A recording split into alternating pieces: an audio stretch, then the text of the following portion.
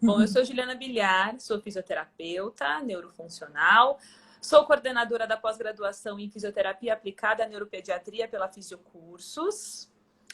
Trabalho na área da fisioterapia já há muitos anos, há 16 anos. A idade está chegando, a idade chega, mas a experiência também, então sempre tem o balanço aí, o equilíbrio. E trabalho com a área da neuropediatria, especificamente em neuropediatria. Então, fala, Gil, se apresenta aí. Bom, eu sou a Juliana Golardins, eu também sou coordenadora da pós em fisioterapia aplicada em neuropediatria na Fisiocursos, docente do curso e de outros na Fisiocursos. Atualmente eu sou professora da graduação também na Cruzeiro do Sul.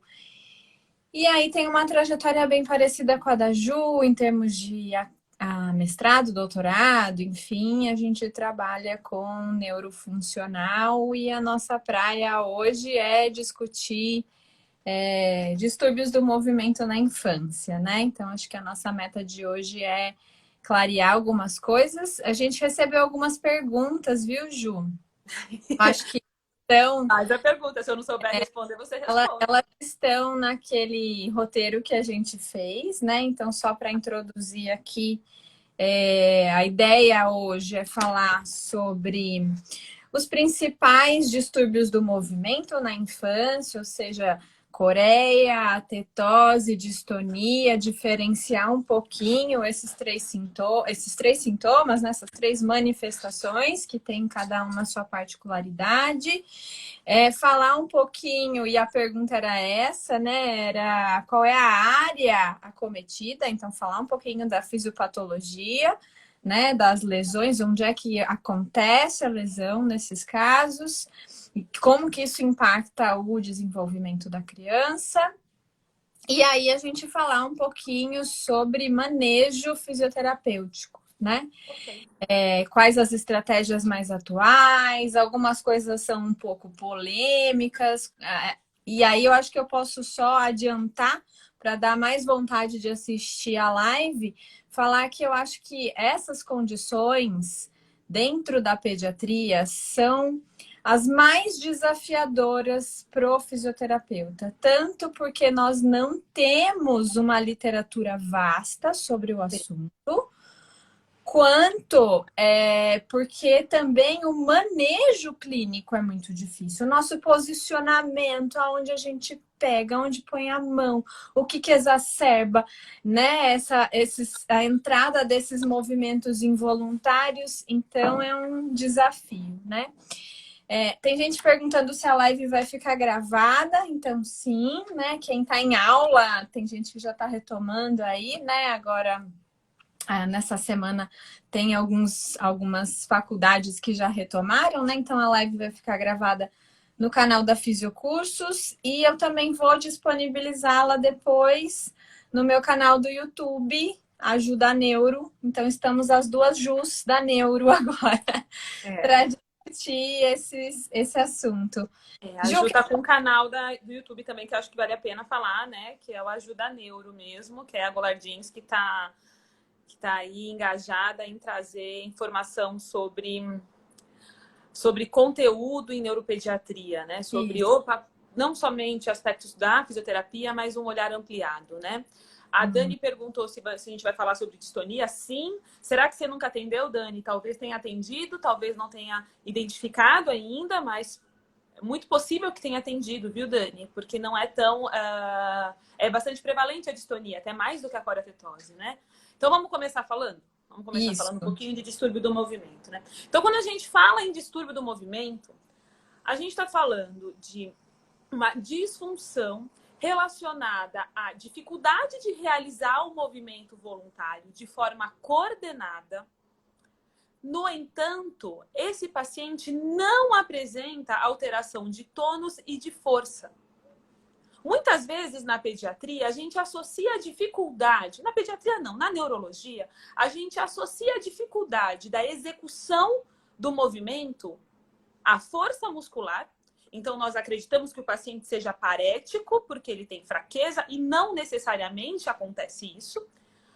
O paciente pode não realizar o movimento voluntário por uma alteração em estruturas que estão relacionadas como função de iniciação e de ajuste do movimento e de suavização do movimento. Quando falamos, então... quer interromper? Pode interromper.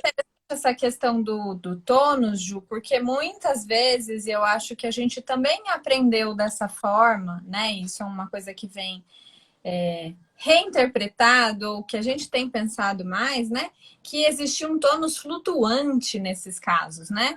Que o tônus aumenta, que o tônus diminui, e essa palavra de tônus flutuante, ela até era comum, né?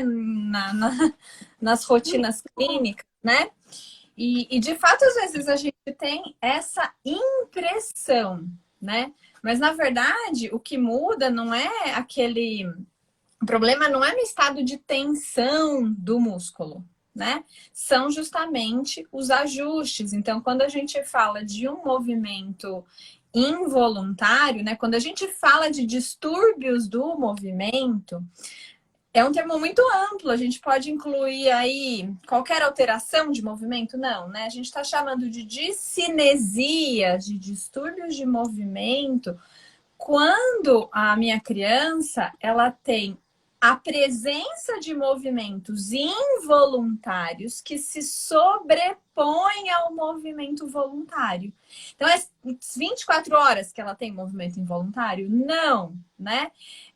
Ele se exacerba principalmente quando ela vai fazer um movimento intencional. Então, ela quer ter, ela tem a intenção, ela inicia, né? Tenta iniciar o movimento, ela implementa o movimento, mas há uma disfunção na implementação desse movimento. A criança, ela tem o objetivo do movimento, ela tem a intenção com velocidade, movimento com velocidade, com alvo definido, mas há uma disfunção na execução desse movimento, onde há a sobreposição, como a Ju falou, desses movimentos involuntários, né? Dessa alteração, dessa disfunção do movimento, e que aí o paciente não consegue executar, a criança não consegue executar o que ela planejou para executar. E aí há a disfunção, né? O paciente não consegue fazer o movimento. A gente está falando que a discinesia pura, ela não tem alteração no tônus, né? Ela vai gerar um desbalanço na harmonia desse movimento, na sincronização do movimento, no recrutamento dessas unidades motoras para a realização dele. Porém, muitos casos de paralisia cerebral de cinética cursam com uma tetraparesia espástica, né? São os casos mistos. Então, a gente tem um paciente que tem o componente espástico e tem o componente de cinético, né? E agora a gente trouxe um termo, né? A gente falou de paralisia cerebral, né? Então, quando a gente traz a paralisia cerebral, a gente está falando, então, de uma lesão que aconteceu num encéfalo, no período do seu desenvolvimento, e que pode acontecer em várias áreas da estrutura encefálica. Pode acontecer em córtex e pode acontecer em núcleos da base. Quando falamos em discinesia, estamos falando de lesões que acometem os núcleos da base e o tálamo, né? Então, por esse motivo, o paciente pode sim ter discinesia, como a Ju falou, e também apresentar espasticidade e ter, né, diferentes disfunções, diferentes sintomas que estão ali associados. E aí, nesse sentido, o paciente pode ter paresia, que é a alteração de força para conseguir realizar o movimento por uma lesão do trato córtico-espinhal, ou pode ter também associado uma lesão em núcleos da base. Quando falamos em distúrbios do movimento, estamos falando especificamente, só para a gente tentar dividir, né, Ju, deixar separadinho, em sintomas que são decorrentes de lesão nos núcleos da base e no tálamo. E aí, por esse motivo, o paciente apresenta essa dificuldade de iniciação e de suavização, de ajuste do movimento, com essa interferência de um movimento inadequado, incoordenado, desorganizado, que se sobrepõe ao movimento que seria executado. Acho que é isso, né, Ju? Sim, eu acho que aí a gente já responde um pouquinho da pergunta, né, que veio lá pelo Instagram, qual que é a área de lesão. Então, quando a gente fala de discinesia no geral, de distúrbios do movimento, a gente está falando de uma lesão nos núcleos da base. E aí, se a gente tem uma criança, né, que pela sua história ela teve uma agressão a esse sistema nervoso em outras áreas, a gente vai ter outros componentes, né? Por isso que é tão importante a gente entender de neuroanatomofisiologia, porque a gente vai fazendo essas correlações e vai entendendo esses porquê, né? O porquê esses comportamentos, né? Por que esses sintomas, essas diferentes apresentações e como eu consigo também manejar o paciente ou realizar uma abordagem de acordo com a característica apresentada pelo paciente. Mas quando falamos em paralisia cerebral, só reforçando, pode haver associação. O paciente ele pode sim ser discinético, porque a área de lesão foi somente em núcleos da base, mas pode ser também misto, onde há diferentes apresentações, como a espasticidade, quando há lesão cortical. Isso. E esse direcionamento também da neuroanatomia, né? Eu sempre falo isso quando eu dou aula de neuromodulação. Quando eu fiz a graduação... A Franciele está aqui, é a Franciele da a Fran tá aqui. Eu não entendia, né? Ou eu olhava para aquelas áreas de Brodmann, oh, meu Deus, subiu o nome. Homúnculo de Penfield. E eu falava, gente, eu não vou usar isso para nada. Por que eu tenho que saber que esse pedacinho faz isso, esse pedacinho faz isso, esse pedacinho faz isso? E hoje a gente tem técnicas que dependem do entendimento da neuroanatomia, da fisiologia, né, dessas áreas, justamente para a gente saber onde a gente vai inibir, onde a gente vai facilitar, como é que a gente pode interferir sobre a comunicação dessas áreas, né? Então, é importante eu saber onde está a lesão, o que ela interfere na vida do meu paciente, mas, enfim, eu só quero salientar, porque todo mundo tem alunos de graduação aqui. Então, dica, vale a pena estudar. Para quem, você vai trabalhar em ortopedia, você acha que você não vai precisar entender de representação cortical? Mero engano. Pacientes com síndrome patelofemoral têm alteração em representação cortical, então entendam. Vocês vão precisar entender de neuro, faz parte da vida e não é ruim. É legal. É legal, porque isso melhora o nosso manejo, o nosso olhar para o paciente. Todo mundo tem cérebro. Todo mundo tem cérebro. Como todo mundo tem músculo. Então, por isso que é importante integrar as áreas. Não é porque eu estudo neuro que eu não vou pensar nos danos secundários que o meu paciente que tem uma lesão neurológica vai apresentar. E esses danos secundários são alterações musculoesqueléticas. Então, alunos da graduação, faz parte, é legal. Vocês estudam, é mais fácil atender o paciente no começo, você já vai conseguir fazer essa associação e o teu atendimento vai ser muito mais efetivo. Pronto, dica dada, acabou a live, vamos embora. Não, eu quero comentar uma outra coisa, porque eu acho que todo mundo, quando pensa em núcleos da base, pensa em Parkinson. Acho que vale a pena fazer essa separação também, essa divisão. Condições que tem uma semelhança com Parkinson por conta da área anatômica comprometida, mas não é... O que a gente tem ali quando a gente pensa em Parkinson? Um tipo de manifestação clínica que vem dessa lesão em núcleos da base.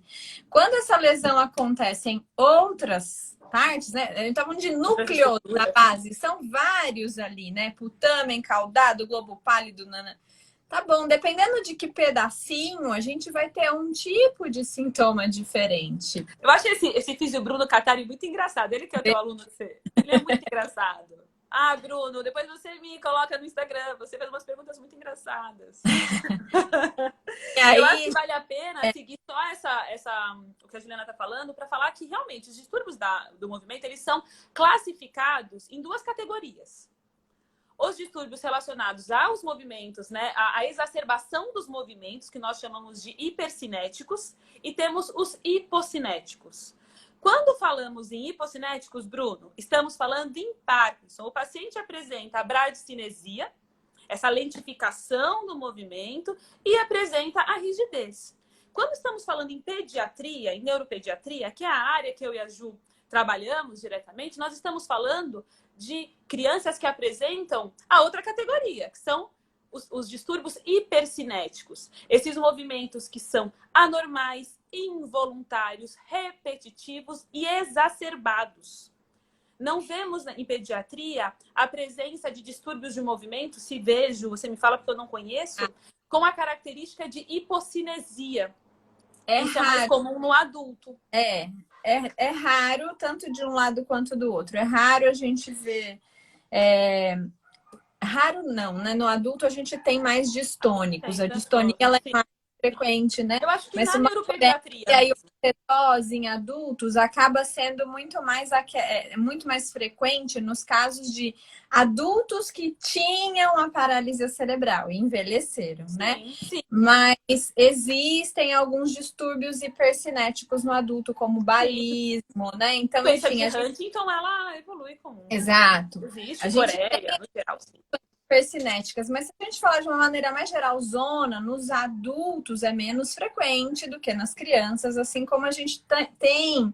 E eu já soube de um caso raríssimo, Ju, de uma criança com lesão em núcleos da base, que ele simulava um parkinsoniano, era um Parkinson-like.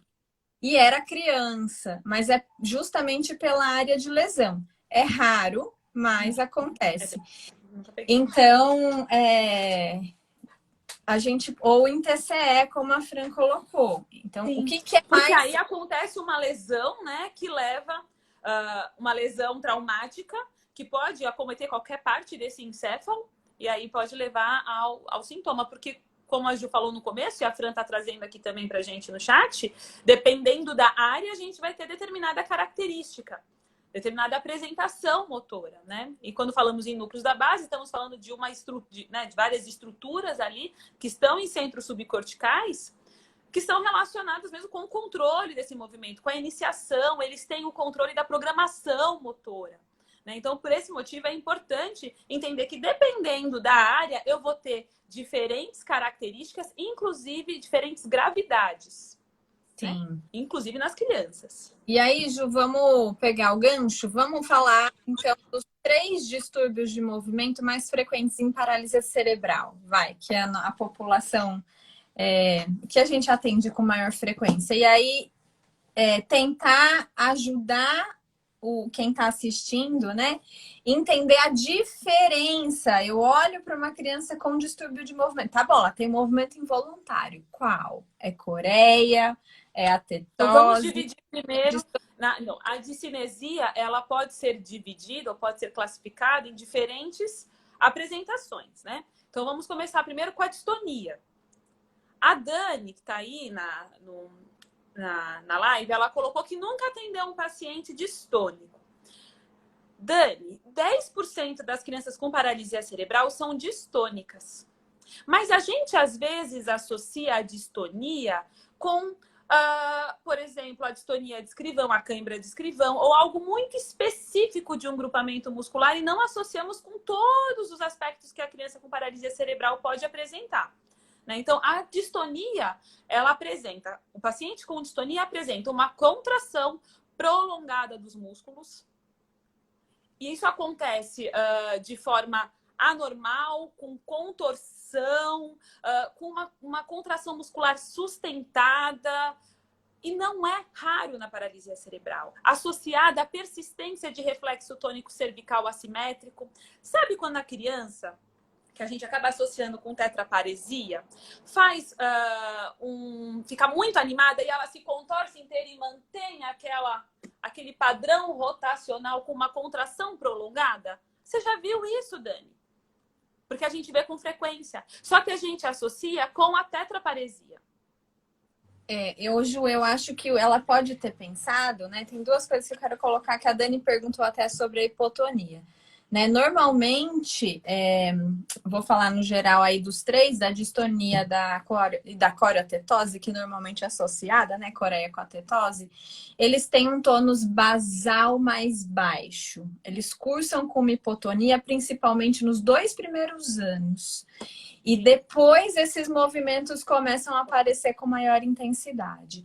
Agora, talvez todo mundo que pensa em distonia na criança pensa na distonia generalizada, que é aquela distonia que acontece predominantemente no tronco, fazendo movimentos torsionais no tronco, de forma, principalmente nos extensores de tronco, que muitas vezes acabam arremessando a criança para trás, né?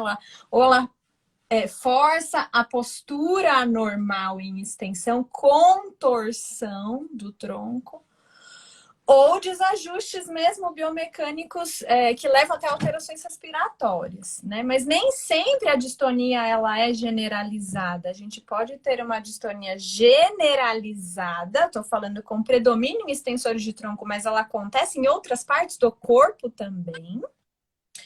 Mas a gente também pode ter a distonia focal, que é então quando a gente fala da distonia cervical, da cãibra do escrivão, que são menos frequentes na criança, né? Mas a gente pode ter crianças que têm ali uma distonia focal na mão associada a um outro tipo de padrão, até mesmo coreotetose. Ela pode ter tetose em face e uma distonia focal na mão. É muito difícil essa análise. É uma análise de movimento. A gente tem que entender em que situações aquilo está acontecendo. Então, é treinar muito o nosso olho clínico, né? Então, como é que eu diferencio? Vamos pegar coreia de atetose, né? Por que eu tô falando ainda mais da coreia tetose? Porque normalmente as crianças com PC tem coreo-atetose, as duas coisas juntas, né? Então, tá, vamos começar com a tetose. A tetose, ela predomina onde? Predomina em face, predomina em extremidades distais. A Mãos e coreia... pés. Principalmente mãos e pés. Só para reforçar um pouquinho, Ju, só interrompendo. A tetose, ela é lenta.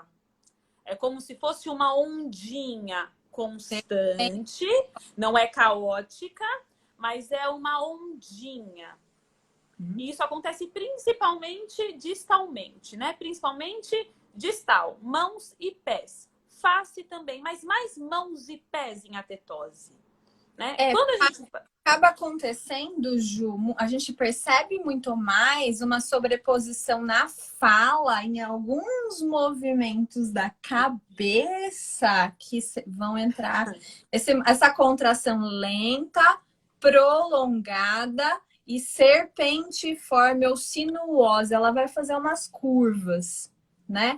E muita gente associa ainda essas crianças a um retardo mental, e não é, às vezes é uma coisa puramente motora, ela tá tentando se expressar e tá tendo um movimento que se sobrepõe e ela não consegue expressar da melhor maneira. E já então, diferenciando a coreia, aí a gente já tá falando de algo um pouco mais amplo, né? Então, os movimentos, eles também são involuntários, mas diferentemente da tetose, quando dividimos, certo? Estamos dividindo, não estamos falando de coreotetose ainda. Estamos falando de coreia, diferenciando em relação à tetose. Na tetose, a gente tem um movimento lento, serpentiforme. Aqui o Bruno falou a cobrinha, alguma coisa, é uma ondinha que vai passando. Na coreia, não. Ele é rápido, ele é irregular, ele é desajustado e ele passa também. É como se ele passasse de um campo, de um segmento para outro naquele mesmo corpo. Então, diferentemente da tetose, ele é mais rápido, também mãos e pés e também face.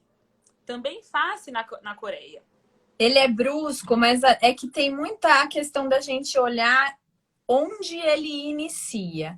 A tetose, ela inicia distal. A coreia, ela vai até ter uma repercussão distal, mas ela inicia proximal. Ela inicia mais proximal, ela é brusca, mas ela vai chegar no segmento, ela vai andar pelo segmento, né? Mas ela é brusca. Diferenciar com balismo, porque balismo também inicia proximal. Sim, mas ela é brusca. ela é abrupta, ela gera uma contração rápida, ela está muito presente em atividades mais posturais. A tetose, ela está mais presente, por exemplo, em atividades mais manipulativas, porque essa criança melhor posicionada biomecanicamente, a gente impede a entrada desses padrões. Mas a Coreia, ela é de mais difícil controle, justamente porque ela interfere muito sobre músculos posturais e ela vai de um segmento corporal para o outro. Só que na criança com paralisia cerebral, frequentemente ele não apresenta coreia e a tetose com essa distinção tão clara. Ele apresenta coreo-atetose. Ele é coreo-atetoide. Então ele vai apresentar essa criança esses movimentos rápidos, bruscos, e também vai apresentar essa alteração distal. O que vai interferir tanto no controle postural desse paciente, como também nas habilidades que ele precisa fazer de manipulação, em relação à coordenação motora fina. A criança, ela nem sempre está tão dividida, porque ali está tudo muito próximo, não é? Se a gente for parar para pensar, está tudo muito próximo. Então, quando acontece a lesão, frequentemente o sintoma ele é associado tanto de alterações posturais, proximais, como de alterações distais. Só reforçando que coreo-atetose é diferente de distonia. E a criança com paralisia cerebral pode apresentar distonia, pode apresentar coreo-atetose ou pode até ter a associação desses sintomas. Mas um paciente distônico, ele tem uma gravidade maior em relação à sua função. Funcionalmente, ele é mais comprometido quando falamos numa distonia generalizada. Então, ele se associa pelo menos até a última vez que eu vi nos estudos, dessa relação com o sistema classificatório, GMFCS, com os níveis 4 e 5. De tão graves funcionalmente que essas crianças são. A coreo-atetose, não estou falando que é leve, não é isso.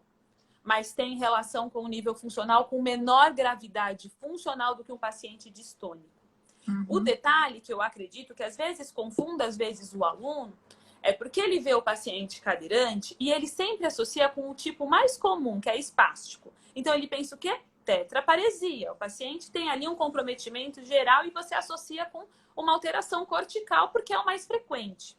O paciente pode, sim, ter uma alteração cortical que leva a essa apresentação. Mas é muito frequente que o paciente também apresente a distonia. E que leve, sim, a um baita prejuízo funcional. Que interfira aí na apresentação do movimento voluntário, porque constantemente tem uma sobreposição de uma contração exacerbada e prolongada. Acho que é importante fazer essa diferença. Não é porque está na cadeira de rodas e que você vê que tem comprometimento dos 4 membros e da cabeça e do tronco, que você vai falar, o paciente é tetraparético. E você vai associar logo com espasticidade. O paciente é espástico. Não. Ele não necessariamente é espástico. Para você poder definir se ele é ou não, você vai ter que avaliar tônus. Avaliar força. Avaliar em como você vai conseguir organizar o paciente para que ele possa apresentar o seu melhor movimento. E o manejo potencial, né? Diferente, né, Ju? O manejo vai ser completamente diferente, né? Eu quero só ver para o pessoal aí. Ficou claro a diferença coreia, tetose e distonia, gente? Porque aí a gente pode emendar o assunto manejo, né? A prática clínica mesmo, o que a gente tem feito, o que a gente tem visto de resultados na literatura. A Carol tá aí. Um monte de amigo nosso aí. Sim. Tudo amigo nosso. Eu, Vitor, saiu tudo amigo, a gente conhece todo mundo. Tá, eu acho que então a gente pode falar um pouquinho da prática, né, Ju? O que a gente faz então com essas crianças que têm padrões tão distintos de movimento e que tem um porém aí que a gente não falou, né? Os movimentos de cinéticos, seja coreia, tetose ou distonia, eles amenizam durante o sono, claro, porque não estamos executando movimentos voluntários, mas eles exacerbam. diante do estresse, diante de estímulos emocionais, e aí, tanto para coisas ruins, situações complicadas, em que a criança está irritada, mas quanto para o outro lado, ela está super estimulada. Você deu uma brincadeira que ela super se animou ali em fazer e aquele padrão se exacerba. Então, como é que a gente faz com essas crianças dentro do nosso... Só organiza assim, em relação à distonia, dependendo do estímulo até cutâneo que você vai fazer, você vai propiciar a presença dessa contração sustentada. Então, até o nosso toque, isso é muito difícil para nós fisioterapeutas. Eu sou uma fisioterapeuta que estou o tempo todo com a mão no paciente e estou ainda em processo de melhorar nisso. Mas, constantemente, a gente está com a mão no paciente. Dependendo de como eu estimulo cutaneamente esse paciente, a informação sensorial, a quantidade de input sensorial que eu dou para esse paciente, eu vou ter como resposta a apresentação da distonia, a apresentação desse comportamento motor, dessa contração muscular involuntária, contínua, persistente e dolorosa. Então, até o meu manejo, o meu toque vai influenciar em como o meu paciente vai se comportar motoramente. Porque depende de como essa informação, a quantidade de input sensorial que eu estou mandando para esse sujeito, para essa criança. Então, acho que só vale a pena. O paciente apresenta um padrão de distonia, uma característica de distonia, ele apresenta esse comportamento, como eu manejo, ele constantemente realiza esse movimento contorcional, essa contração muscular persistente, eu vou precisar identificar como eu o toco e o que desencadeia essa resposta, para que eu possa minimizar isso. Acho que isso é importante falar. E, mais uma coisa, paciente com distonia tem dor. E uma das coisas que a gente tem que pensar é que fisioterapeuta trabalha no manejo da dor. Fala, Gi, você ia falar alguma coisa? Não, eu ia colocar um assunto polêmico, já que você entrou aí, né, na sensorial. Eu não quero polêmica, não quero fazer nenhuma polêmica. Você entrou... Não quero polemizar nada. Eu convidamos a live, a gente vai falar de distúrbios do movimento. Não, eu quero colocar... A gente vê, o que a gente viu até durante a nossa formação por muito tempo foi a utilização de suportes de peso, caneleira, no braço, né, no punho, na perna desse paciente. Então, que a gente dá um suporte extra de peso para esse paciente, né? Não estou falando na suspensão, não, estou falando em colocar mais peso, como uma estratégia de, entre aspas, correção do movimento. Eu queria que você comentasse um pouquinho sobre isso. Eu comento. Para quê, gente? Plena terça-feira ela quer fazer polêmica. Vamos lá. Experiência clínica. Nos discinéticos, eu não concordo com utilização de peso nas extremidades. Depois que você retira esse peso, o paciente piora no seu comportamento motor. Nos atáxicos, eu tenho meus questionamentos. Eu considero que o paciente, apresenta melhora na utilização de pesos nas extremidades, especificamente nos pacientes com ataxia. Ataxia com uma lesão cerebelar, porque eu aumento a minha informação sensorial para esse paciente e faço os ajustes online. Já nos pacientes com discinesia, esse recurso ele não tem apresentado bons indicadores de melhora, bons resultados. Pronto, agora passo para você. Se vira. Você que quis polemizar. Tá, não, é porque eu acho que é uma dúvida mesmo, é uma das principais indicações, né, assim, na rotina. Mas a gente tem que pensar, então, de novo, falar por que entender da neuroanatomofisiologia. Vamos pensar na plausibilidade biológica, o que está acontecendo, e por que eu peguei o gancho da estimulação sensorial, né? E por que eu concordo com a estimulação sensorial no atáxico, não necessariamente oferecendo mais peso. Mas deixa os atáxicos ali, vamos falar, né, mas vou falar uma coisa, rapidinho, só do atáxico. Desconsidera que está acontecendo live. Um trabalho que a Renata orientou foi com isso. Foi peso nas extremidades e peso no colete. Com ataxia, especificamente com ataxia. Peso nas extremidades foi mais eficaz do que peso em colete para a função motora, Ju. Então, acho que talvez a gente tenha que ver isso. Não, é por isso que eu tô É falando interessante. ciclos separados, porque eu vou comentar um pouquinho da evidência na população que a gente está falando hoje. Por isso que deixa os A ataques. taxia para outro dia. A taxia a gente se prepara para outra polêmica. Isso. Viu, Andressa? Se a Andressa tiver ainda. Taxia não.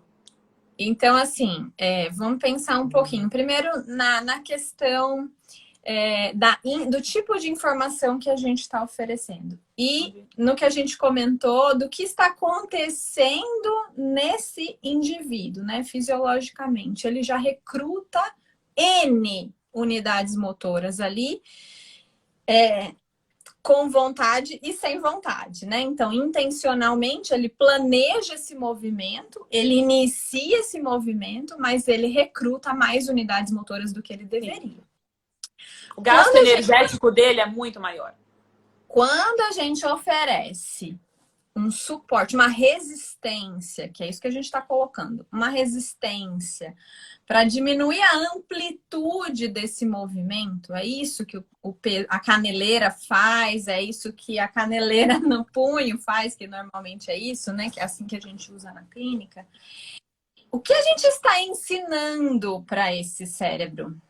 O que a gente está ensinando para esse sistema nervoso? Que para executar com controle, ele precisa recrutar mais unidades motoras. Mais ainda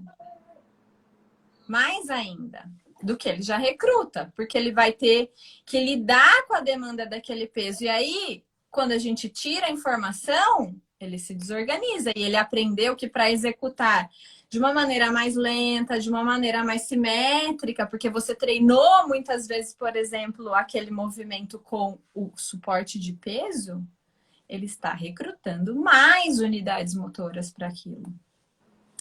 Então, o que a gente está ensinando para o nosso paciente?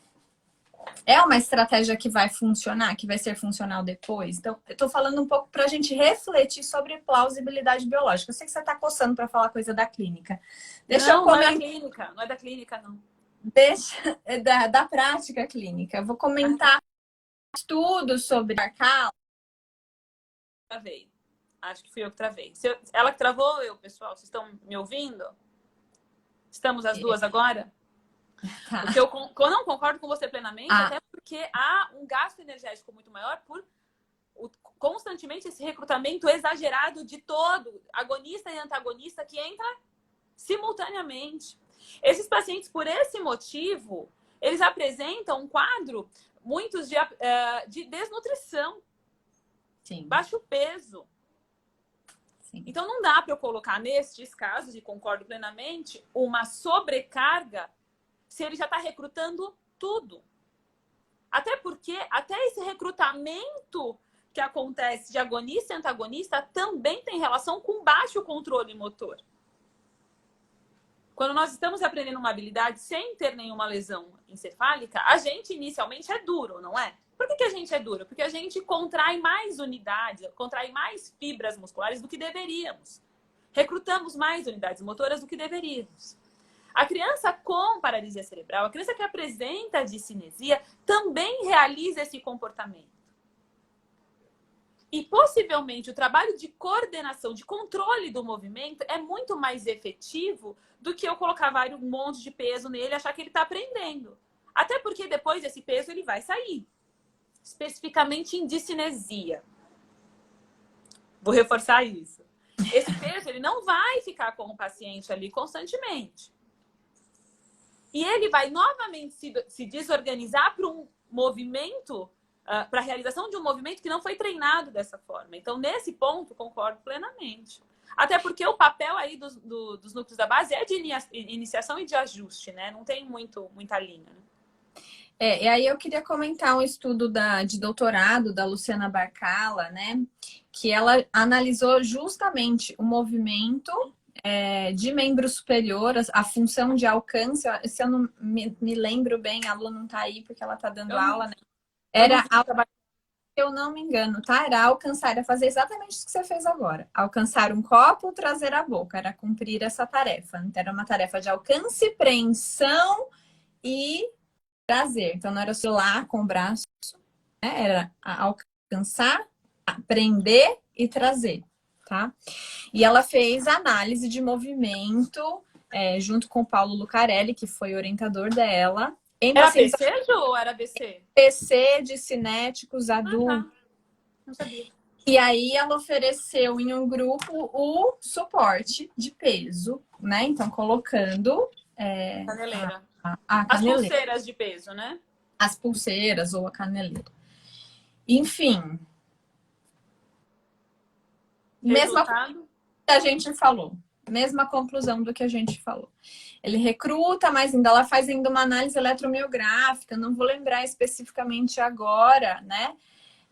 Mas ela faz ali análise do recrutamento de deltoide, assim, cada músculo, se eu me lembro bem, ela acoplou, além da análise de movimento, né, filmado, uma análise de eletromiografia.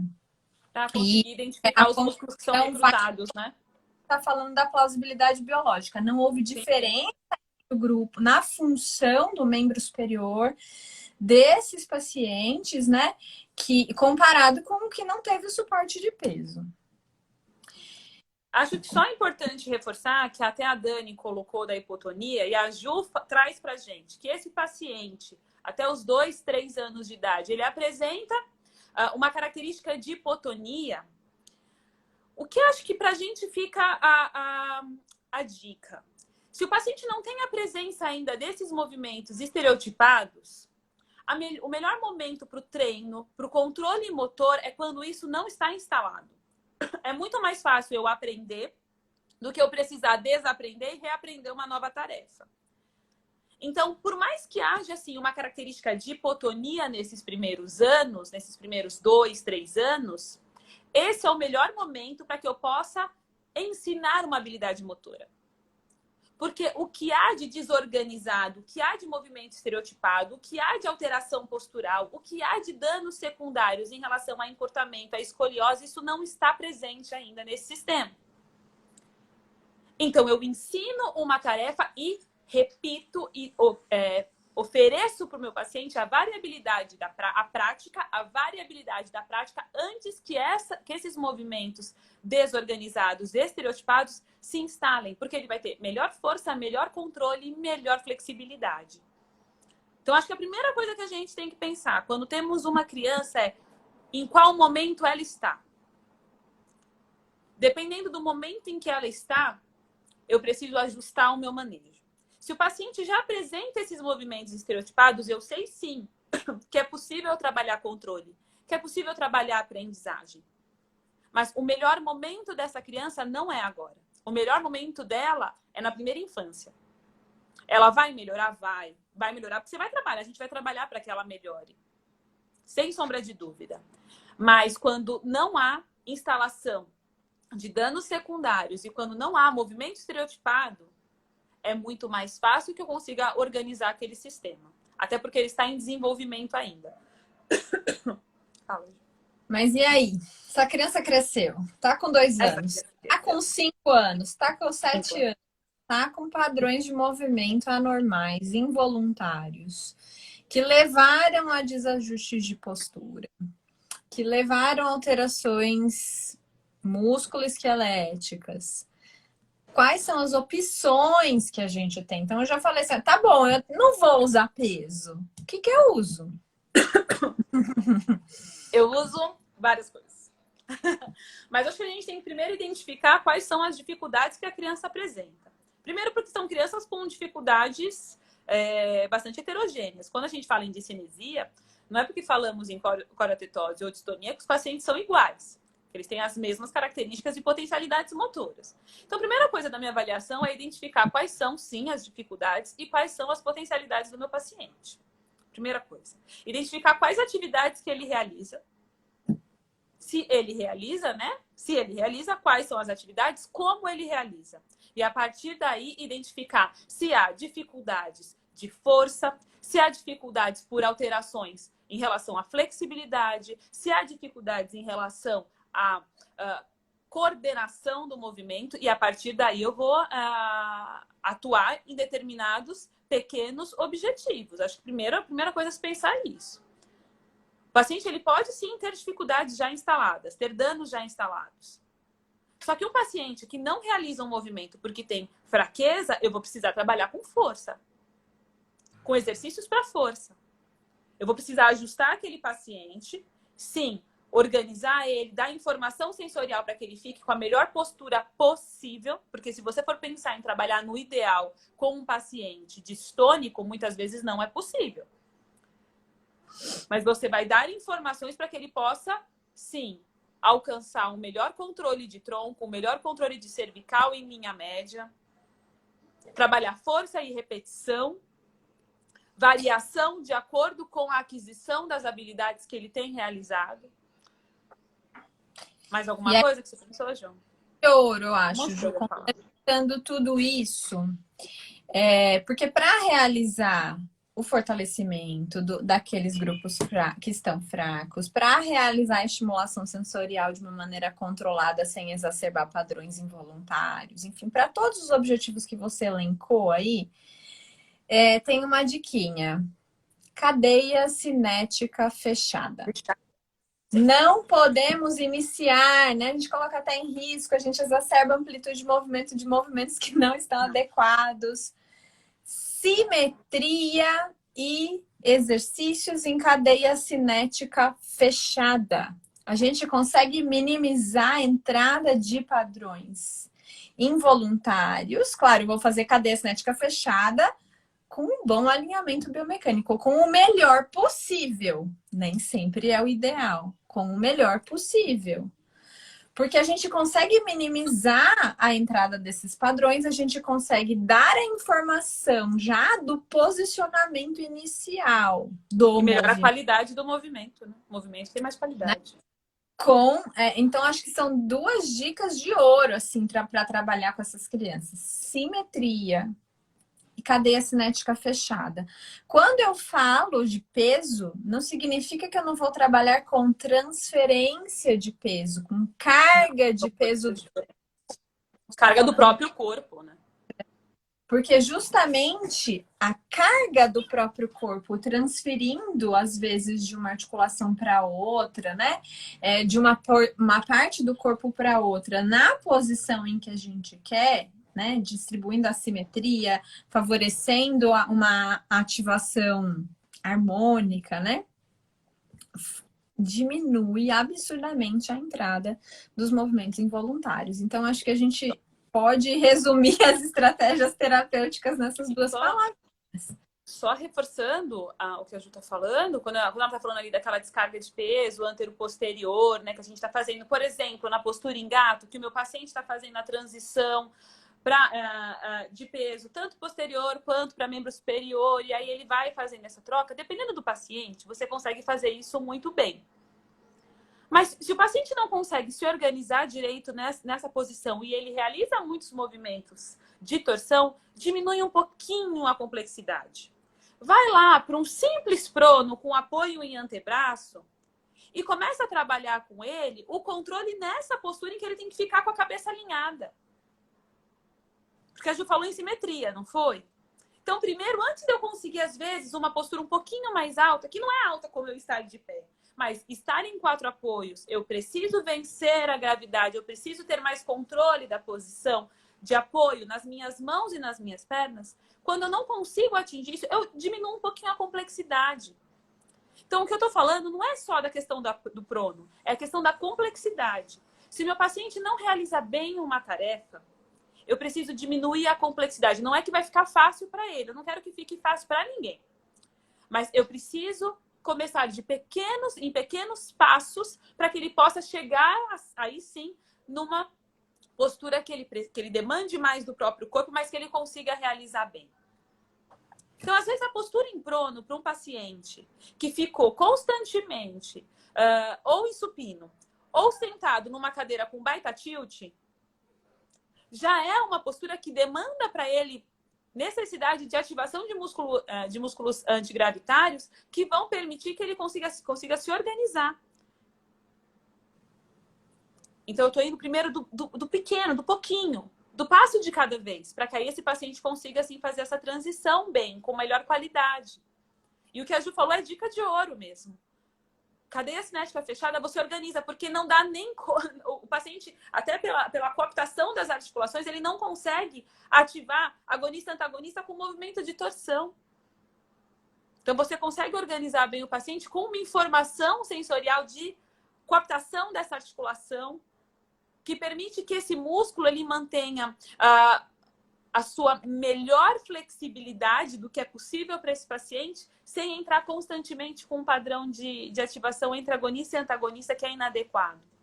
Né? Acho que isso é dica de ouro mesmo. Crônico, não é só o torsional, né? É o serpentiforme, que é o da tetose, é o brusco, que é o da coreia. Mas ainda, né? Mantém um bom alinhamento biomecânico. A gente inibe a passagem daquela contração de um segmento para o outro. Do segmento proximal para o segmento distal. Então, a gente consegue organizar melhor essa criança. Não é que é para deixá-la parada, né? Eu não tô falando, nossa, vamos deixar ela dura, parada, posicionada. Não é isso de forma nenhuma. Mas é pensar simplesmente nas teorias do desenvolvimento. A Ju falou da complexidade, né? O desenvolvimento, ele acontece do simples para o complexo, não é o contrário. Então, se está muito difícil, diminui a demanda. A demanda pode ser postural, pode ser em qual postura você está trabalhando. A demanda pode ser uma variação no ambiente, na textura que você está oferecendo, na informação da base de apoio, né? Então, ele pode estar na mesma postura, mas ele está sentado num colchonete. Não, está na mesma postura, mas ele está sentado numa superfície dura, num tablado, sem nada. Então, a demanda, ela pode ser trabalhada de N formas diferentes, né? Complexidade da tarefa pode ser trabalhada de N formas diferentes. A gente tem que só refletir. Então, simples para o complexo, né? Do geral para o específico. Esses pacientes, eles estão muito persistentemente em padrões gerais, né? Amplos, com vários graus de liberdade, envolvendo várias articulações. Será que eu não preciso restringir um pouco esses graus de liberdade? Por isso a cadeia cinética fechada, por isso essa diminuição diminui. E outra coisa que é importante associar é que às vezes a gente imagina que o paciente não está entendendo o que a gente fala. Os pacientes discinéticos, por mais que na paralisia cerebral haja também a possibilidade de associação de comprometimento de cognição, de percepção, os pacientes discinéticos, sim, podem apresentar esses fatores associados. Mas a maior parte apresenta uma cognição borderline ali, tá? Pode ter um prejuízo, mas ele consegue te compreender. Então, primeira coisa, se eu falo com o meu paciente, se eu oriento ele na tarefa que ele vai realizar, vai ser já muito mais fácil para eu alcançar o meu objetivo. Só que o meu paciente, ele fala, como a Ju falou, de forma desártrica, é desorganizado, e aí às vezes eu acho que ele não entendeu. Sim, ele entendeu o que eu tô falando. Então, primeira coisa, fala com o paciente. A gente fala com o paciente, olha, a gente vai ficar nessa posição, a gente vai ficar aqui de barriga para baixo, balançar nessa prancha suspensa. E a gente está dando informação vestibular, a gente está dando informação para que ele possa se organizar, só que você está orientando o paciente. A gente vai ficar aqui nessa posição de barriga para baixo e a gente vai sim alcançar com uma mão aquela bola e você dá para ele esse guia de movimento no começo. E você fala o que você quer. Porque por mais que seja uma criança, né? A gente está falando ali de crianças, podemos estar falando de idade escolar ou até mesmo de adolescentes, eles conseguem sim nos entender. Sim, e talvez eles precisem comunicar. Também não é só o que a gente quer, mas o que eles querem. O que ele quer. Eu vou contar a experiência coratetósico total. Ele pegou e ele estava muito irritado porque estavam falando com ele, igual criança. Ele puxou o cabelo. Puxou, e era o meu cabelo, gente. Eu tava só tentando olhar para ele pegou meu cabelo. Até a gente conseguir entender o que ele queria. E naquela correria de estágio, o aluno não perguntou para ele o que ele queria. Depois que ele se fez entender, Ele não fez mais ir, ele não puxou mais o cabelo. Porque era a forma que ele tinha para falar que ele não queria ser tratado como um bebê. E ele adorava ser trabalhado mesmo. Vamos para 4 apoios, depois a gente puxa para o ajoelhado, com apoio em bola suíça. Ele queria se sentir desafiado, porque ele tinha potencialidades que ninguém tinha percebido. Mas faltava a comunicação com o paciente. O falar com o paciente, como que ele faz? Ou com a família, o que ele gosta? O que motiva esse paciente? E aí eu vou ajustar a minha terapia para o que ele quer. Porque se for o que eu quero, ele vai puxar o cabelo. Ele vai mostrar uma forma de... ele vai demonstrar o que ele quer. E muitas vezes, ou com uma desmotivação, ou desengajado, ou com uma agressão. E a minha sorte foi a agressão. Arrancou meus cabelos. Ju, a gente tem só, acho que 3 minutinhos. Vamos... bom, a gente falou todas as estratégias comportamentais, a gente tem outras, né? Os pincéis de neuroestimulação aí, que é um recurso super potente para o manejo dessas condições e tem despontado aí na literatura, só para não deixá-la de fora, que eu acho que é um recurso... A informação sensorial também, a gente tem trabalhado bastante com enfaixamentos, não necessariamente com peso, mas com os enfaixamentos para dar informação e maior organização para o paciente também. Né? As vestes terapêuticas, a gente não pode esquecer, porque dá uma informação proprioceptiva muito relevante e organiza o paciente. Então, as vestes também... Não, as vestes, eu digo, não dos protocolos TheraSuite, PediaSuite. As vestes como Teratogs, FlexCorp e assim por diante. Precisa diminuir comportamento sedentário dessas crianças. Acho que é outro recado super importante. E o recado também é importante, tem que começar cedo. A gente tem que sensibilizar que tem que começar cedo. Porque a melhor desfecho se começa cedo, antes que tudo isso esteja instalado. Ju, 1 minutinho. Agradecer todo mundo que está aí. Espero que tenham agregado bastante. Se vocês quiserem saber mais sobre nós, estamos nas redes sociais. Teremos um webinar gratuito de paralisia cerebral logo mais. Estamos só acertando a data, que está difícil.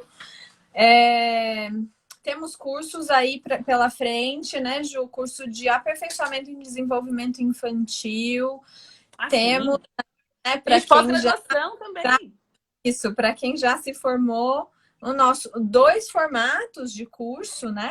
Um totalmente online, com uma carga horária menor, e um outro com uma carga horária presencial prática, né, de 500 horas aos sábados. Então, tem formato para agradar a todos, né? Tem bastante informação aí, né? A gente tem muitas oportunidades de buscar conteúdo, buscar conhecimento. A Fisiocursos tem buscado também, nesse sentido, apresentar os melhores formatos e com os melhores docentes. A gente está com um corpo docente muito legal na pós de neuropediatria, então vale a pena conferir. E curso de aperfeiçoamento, como a Ju falou, em desenvolvimento infantil, para quem quer conhecer desenvolvimento infantil, para poder ter o melhor tratamento para o teu paciente, mesmo sendo pacientes com disfunções neurológicas. Tem uma aula só de distúrbios do movimento dentro desse aperfeiçoamento. Para quem gostou do tema. Vamos encerrar? Tchau, gente.